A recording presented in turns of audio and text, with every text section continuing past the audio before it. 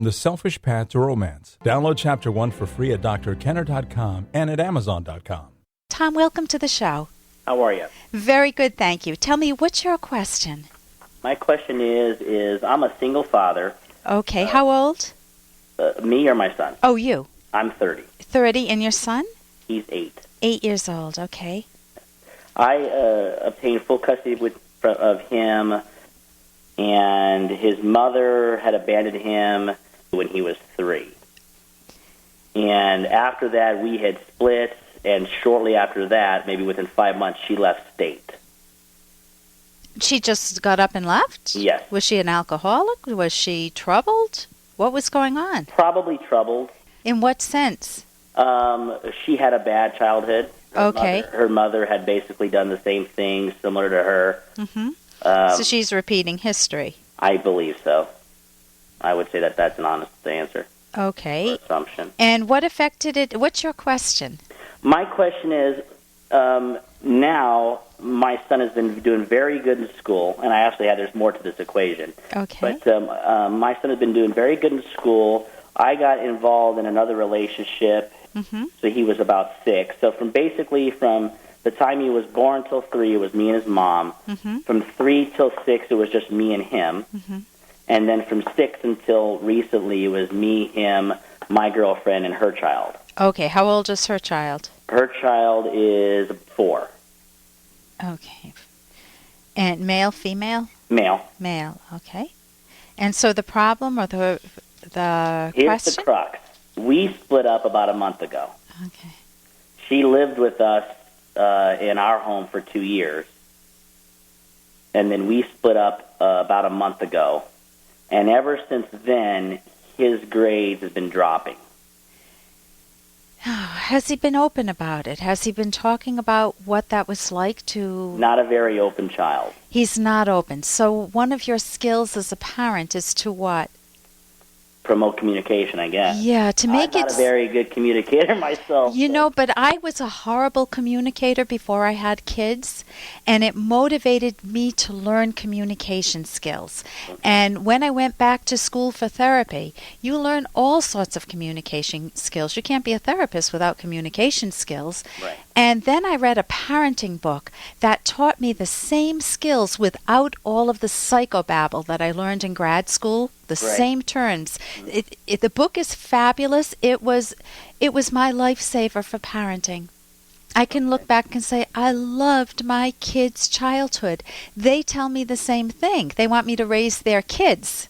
They may have a surprise there. Right. But the book is How to Talk So Kids Will Listen, and Listen So Kids Will Talk. You have an author? Yeah, you can go to my website, drkenner.com, and there are 2 authors, Adele Faber and Elaine Maslish. Fabulous book. I gave it as a course many years just so I could learn it. You don't have to be an expert to give the course. Okay. But let me give you some tips. What have you tried so far? What are your clues? Hey, I got to interrupt this because we've got to pay some bills. 30 seconds, that's it. A very quick ad, and then Ellen will be back. Romance. Ugh, I wish guys knew more about what we want from a relationship. Boy, I wish I knew more about what I want. Where's that ad I saw? Here it is. The Selfish Path to Romance. A serious romance guidebook. Download Chapter 1 for free at selfishromance.com and buy it at amazon.com. The Selfish Path to Romance. That is interesting. What have you tried so far? What are your clues? I don't even know where to begin, to be honest with you. Okay, what does he I've do? What's his behavior? Is he just sullen? Is he angry? He's not angry. He could be very emotional. Cries at the drop of a hat. So he's sad. Yes. Okay, notice if you had said he was angry, then he's looking at the world and saying things are not fair. Right. If he was real anxious, he's looking at the world and thinking, I don't know what my future's going to bring, and he's real anxious. If you see the tears, then he's dealing with losses. Yeah, and Go ahead. I mean, it very easily. He cries very easily, and then I'll ask him, what's wrong, buddy? What's bothering you? And I can't get him to open up. Okay, so you need what's wrong and what's bothering you is fine, but that's not working with him. There's nothing wrong with that. Other kids would open up to it. Right. You can just say, you look really sad. You can just reflect his mood.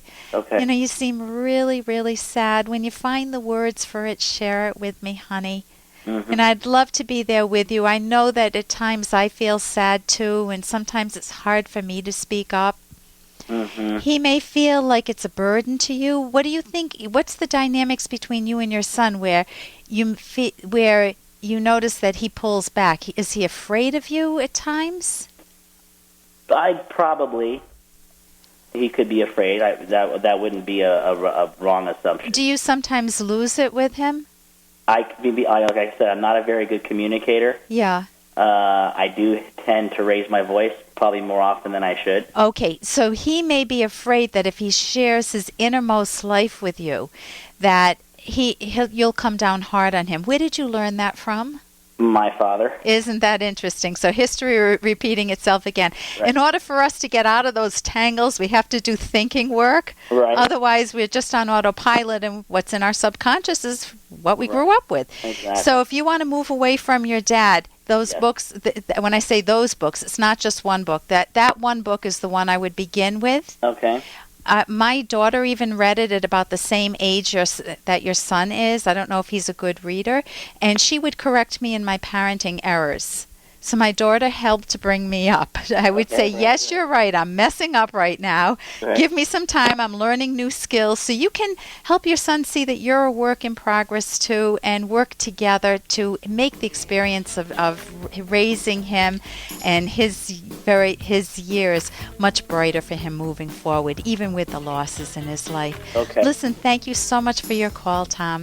Thank you. I appreciate it. And here's a little more from Dr. Kenner. Oh, it's kind of sensitive. Listen, Phil, as a psychiatrist, anything you tell me will be kept in the strictest confidence. It's funny how the more you bottle things up inside, the bigger they seem to be. Well, I've never told anybody this before, but... Okay, here goes. 6 years ago, I was abducted by aliens. You were right. Now that I've said it out loud, it doesn't seem like that big a deal. And that's from Fraser. And I'm Dr. Ellen Kenner. Now, what would you do if you were a therapist in that moment and somebody tells you that they've been abducted by aliens? I mean, what are you going to tell them? They're crazy? That's impossible? Well, in a way, yes, that's what you need to tell them, but you can't tell them that directly. You have to help them see firsthand. So you do that by asking some questions such as, tell me what happened, and you get the whole story. And when did the aliens abduct you? What time of day? You get the whole story as if you believe them, but you don't. And then you ask them, now, what would be another explanation for what went on?